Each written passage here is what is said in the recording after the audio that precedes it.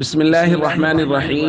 عن ابن عباس رضي الله تعالى عنهما قال قال رسول الله صلى الله تعالى عليه وسلم: ما من أيام العمل الصالح فيهن أحب إلى الله من هذه الأيام العشر. الحديث رواه الترمذي۔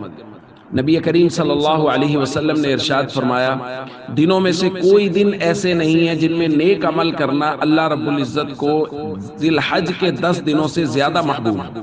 یعنی ان 10 دنوں میں کیا جانے والا نیک عمل اللہ رب العزت کو سب سے زیادہ محبوب ہے۔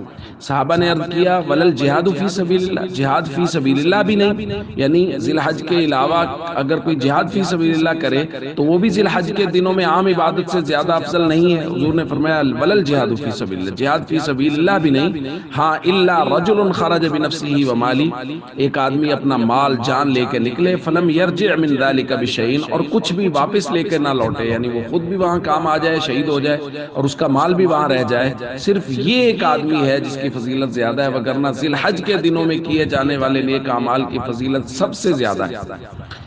دوستو، یہ بہت قیمتی دن ہے ذی الحج کے 10 دن۔ اللہ رب العزت خاص مہربانی کرتے ہیں کہ کچھ عرصہ کے بعد ہمارے لیے پہلے رمضان آ گیا، اب یہ ذی الحج کے 10 دن آ گئے، تو غفلت اور سستی کی وجہ سے، اوقات کی ترتیب نہ ہونے کی وجہ سے یہ قیمتی اوقات اور دن ہم سے ضائع ہو جاتے ہیں۔ ان دنوں کے لیے خصوصی اہتمام کرنا چاہیے۔ فرض نماز کے علاوہ کم از کم 1 گھنٹہ روزانہ ذکر کے لیے، تلاوت کے لیے، درود پاک کے لیے اور دیگر عبادات کے لیے نکالنا چاہیے، نوافل وغیرہ۔ اور اسی طرح اس میں جو نفلی عبادات ہیں، اس میں تہجد ہے، اشراق، چاشت، توابین وغیرہ، ان کا اہتمام کرنا چاہیے۔ آگے روزے، ذی الحج کے روزوں کے فضائل وہ ہم مستقل بیان کریں گے، ان کا اہتمام کرنا چاہیے تاکہ یہ 10 دن ہمارے ہاں بہت قیمتی بن جائیں۔ السلام علیکم ورحمۃ اللہ وبرکاتہ۔